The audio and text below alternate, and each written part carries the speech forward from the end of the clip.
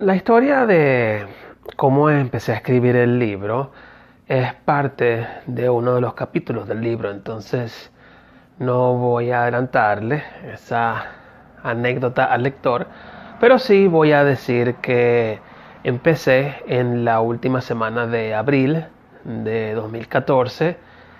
La idea cuando empecé no era escribir un libro. Yo tengo un blog desde hace muchos años y la idea cuando empecé a escribir era que iba a producir un artículo para el blog. Pero tenía tanto contenido que no encontraba la forma como terminar de publicarlo. Y decidí entonces dividirlo en partes, como se hace con muchos artículos en internet, parte uno, parte 2, parte 3.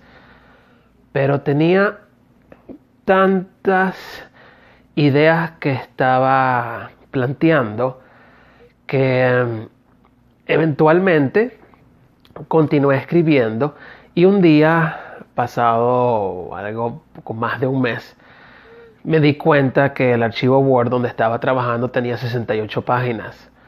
Y fue allí cuando determiné de que había oportunidad de desarrollar algo un poco más grande, que estas ideas que estaban allí plasmadas podían profundizarse a más detalle.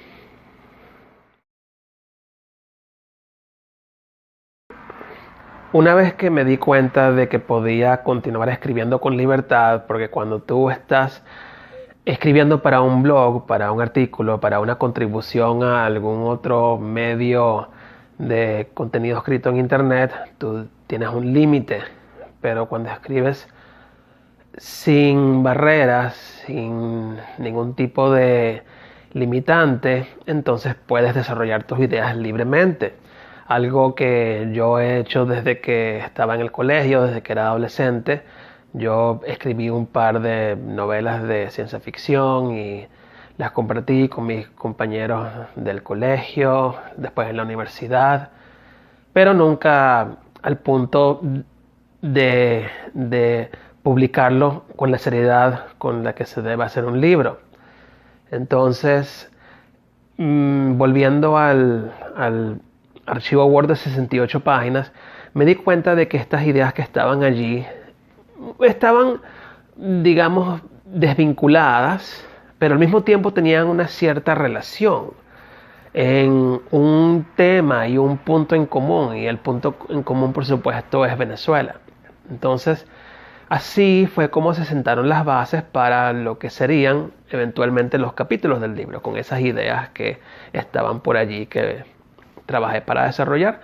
Eventualmente algunas de las ideas desaparecieron como capítulos, quiero decir, otras se integraron como parte del manuscrito y así sucesivamente. Entonces pasé el resto de 2014, 2015, 2016 y 2017 escribiendo el manuscrito original, al punto de que yo me propuse terminarlo antes de que culminase ese año. Y el 31 de diciembre, la noche cuando finalmente pisé la última tecla del teclado, tenía un archivo con algo más de 3.200 páginas en Word, 8x11, que 6x9 debe equivaler a 4.800, 5.000 páginas, algo así. Y estaba feliz por una parte, porque había terminado de transcribir todo lo que quería decir, pero por otra parte me di cuenta de que nadie iba a leer un libro de 3.000 o 5.000 páginas. De hecho, tengo dudas de que alguien quiera leer el producto terminado actual de 700, pero eso es otro tema. El punto es que así como culminé esa etapa, me di cuenta de que debía iniciar un nuevo proceso y era la etapa de edición del libro.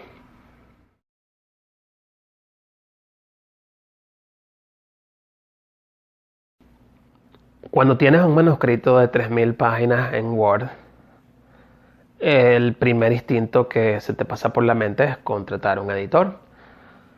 Pero yo, digamos, tengo algo de experiencia escribiendo, como mencioné anteriormente, y me sentía muy confiado de poder llevar ese camión de trabajo a algo un poco más manejable. No le iba a entregar a un editor un manuscrito de 3000 páginas porque me parecía un poco cruel.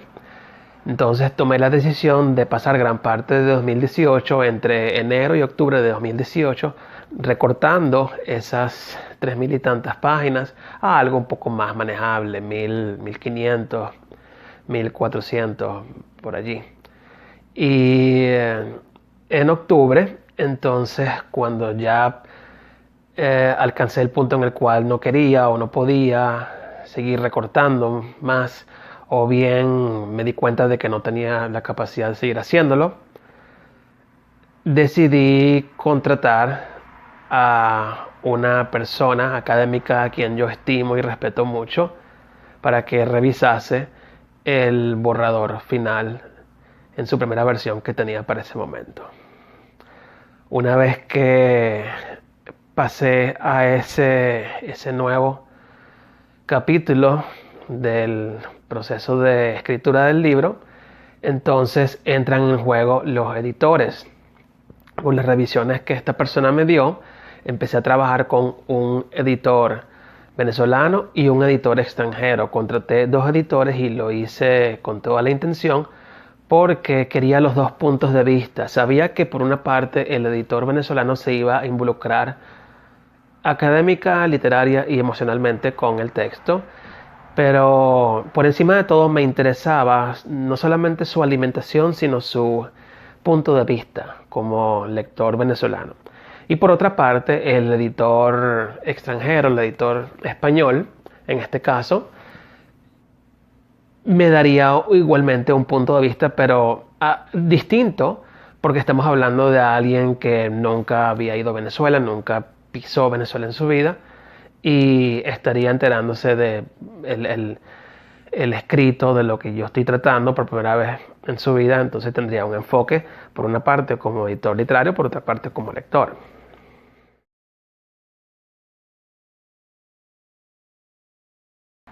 El propósito del libro es darle al lector una enseñanza. Yo sé que quizás suene un poco irónico, pero creo que actualmente las personas deberían ver un poquito menos de YouTube, un poquito menos de redes sociales y leer un poco más. Sobre todo, por supuesto, leer libros que te hacen crecer profesionalmente como persona. Y libros que te den valor, libros que te sumen. Entonces, el propósito de mi libro es, si bien yo toco un tema que es muy sensible, muy delicado, muy triste, hay lecciones que tomar de él, hay enseñanzas que se pueden compartir. Y creo que lo más importante del libro es que el lector debería aprender que por muy insignificante que nosotros seamos, por muy pequeños que nos consideremos, podemos tener una contribución valiosa a la sociedad o perjudicial. Y con sociedad quiero decir nuestro entorno, nuestros alrededores e incluso las futuras generaciones. Entonces, en esta era donde es un poco fácil señalar y apuntar y buscar responsables y culpables, y de nuevo no quiero sonar irónico porque en el libro hay un poco de eso, pero creo que el motivo por lo cual yo lo hago en el libro es porque quiero buscar una solución. Entonces, en esta era donde estamos enfocándonos en buscar responsables, olvidamos la parte de buscar la solución. Y esa es la lección valiosa que yo quiero transmitir en el libro, que debemos enfocarnos en leer y en escucharnos, más que en hablar y no escucharnos.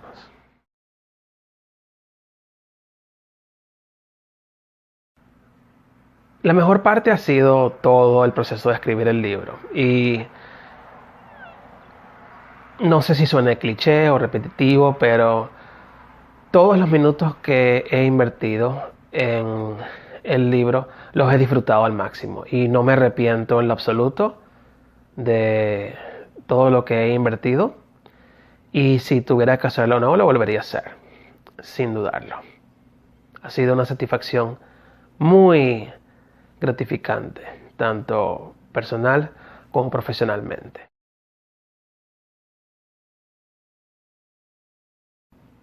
No, continuando con la idea que mencioné anteriormente, no hubo peor momento, no hubo peor etapa, por el contrario siempre hubo mucho interés, mucha motivación para lograr el objetivo de terminar el libro.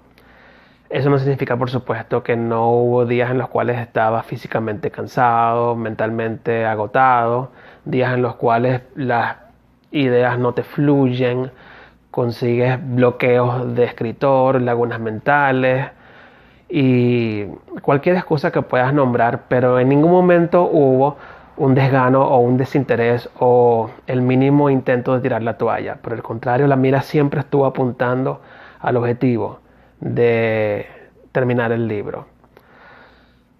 Pero ahora que lo pienso, hubo algo que me dio dolores de cabeza. Y eso es la carátula del libro. El motivo es que,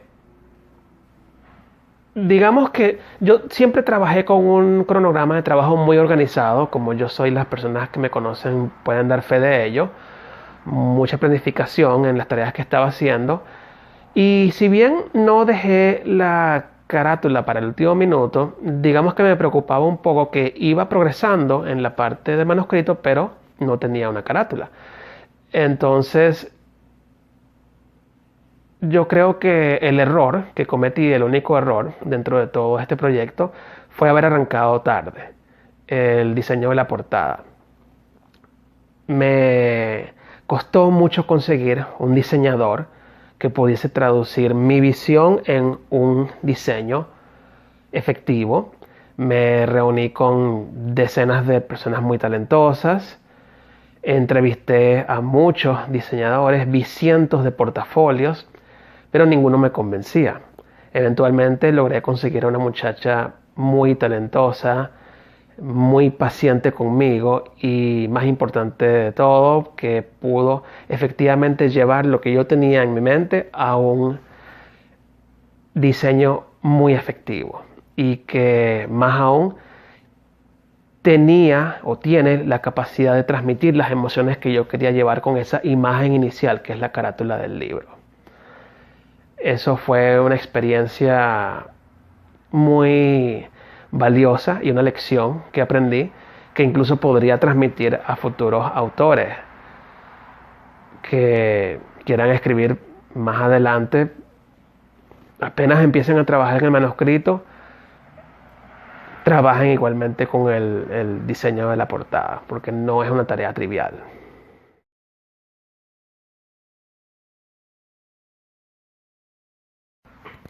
Me da igual. Me da igual si a las personas les gusta el libro, si no les gusta. Yo me siento muy tranquilo con el trabajo que he hecho. Yo estoy muy satisfecho.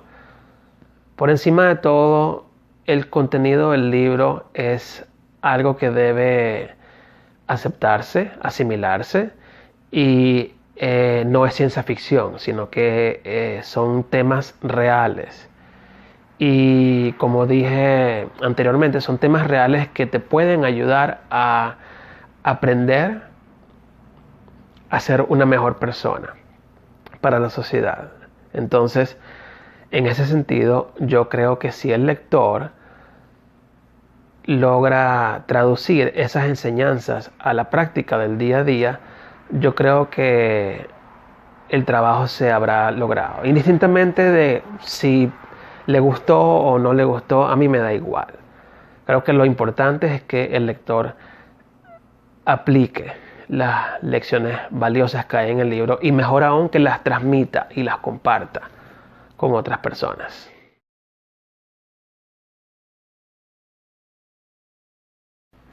Los costos, eso es una pregunta que nunca me he querido hacer. No porque no quiera, sino porque yo soy de las personas que cree que cuando tienes un objetivo claro y lo quieres conseguir a como de lugar, entonces debes dedicarte de lleno a lograrlo. En ese sentido, si tú tienes claro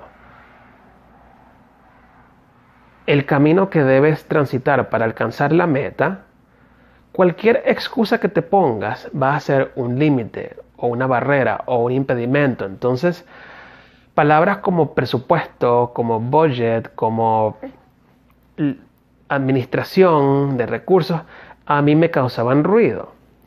Y por supuesto, debo ser realista en situaciones más gerenciales o corporativas. De hecho, creo que en la mayoría de las situaciones lo correcto es manejar variables como presupuesto, budget y administración y gerencia efectiva de recursos, incluyendo dinero. Ese es el deber ser.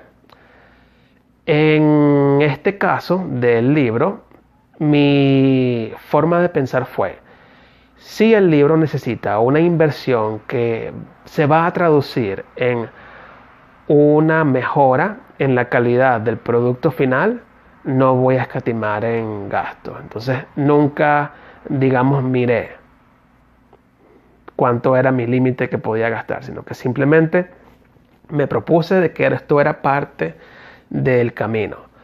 Entonces, sacando números, primera vez que lo hago, la persona que me revisó el libro en octubre de 2018 me cobró, creo que 800, 900 dólares, vamos a decir 800.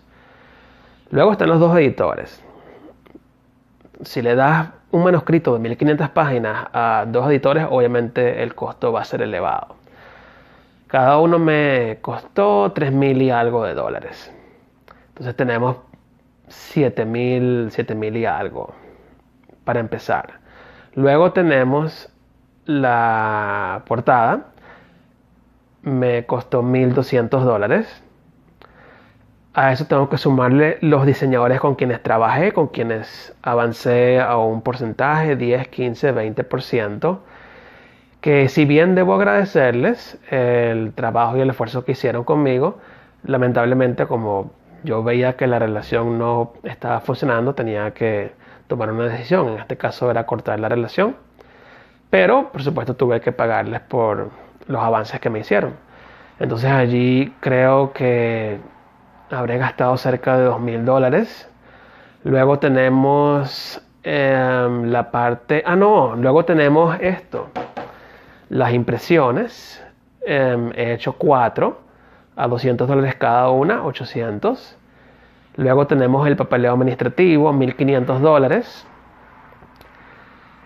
Y luego, si quieren sumarles, por ejemplo, hubo días que yo me iba a un restaurante o a un bar a trabajar y almorzaba o me tomaba algunas cervezas o un trago hasta no terminar el capítulo número 12 o 18, por decir algo. Entonces hice eso unas 20 o 30 veces. Multipliquen eso por una cuenta de 50 dólares. Si quieren pueden sumar las horas hombre. Como comenté, el manuscrito yo lo hice entre 2014 y 2017, más la parte de edición mía entre enero y octubre de 2018, más las ediciones que después me dieron los editores y la persona que me revisó el libro. Eso fue entre octubre de 2018 y octubre de 2020. Es tiempo, si bien yo tengo mi trabajo tiempo completo. Por ejemplo, yo trabajo mucho en el libro, en el trayecto, desde mi casa al trabajo, 1 hora, ida y vuelta, son 2 horas diarias, entonces tienes unas 7 horas a la semana, más los fines de semana que me quedé en mi casa trabajando, o los fines de semana que me encerré en la biblioteca a trabajar, o hice lo del restaurante que les mencioné. Hay un tiempo importante para considerar como costo.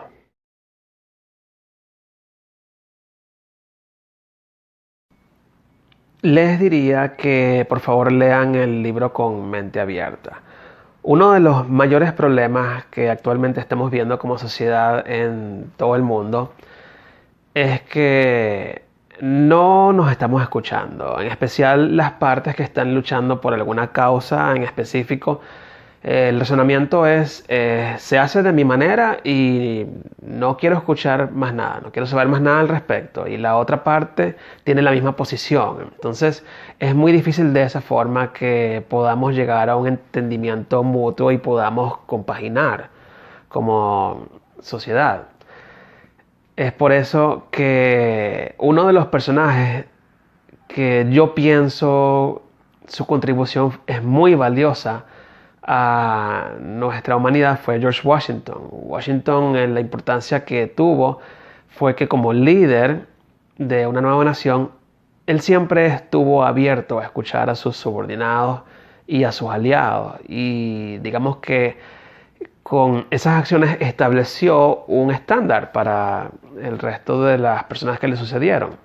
Y eso es algo que es muy valioso, ya que te permite lidiar con situaciones difíciles, con situaciones complejas que estoy seguro que él vivió, con cargas onerosas, con momentos desagradables y retrocesos, y siempre te permite avanzar como persona y por el bien de la sociedad. Entonces, en ese sentido, en el libro hay mucho de eso, hay muchas de esas situaciones que probablemente George Washington vivió, no por supuesto dentro del contexto de él, sino dentro del caso de Venezuela, y que el instinto del lector probablemente sea negarse, bien porque no lo acepta, o bien porque no tiene el suficiente conocimiento en la materia, o bien porque sencillamente se va a colocar en una de estas posturas de no negociación, como las que mencioné antes.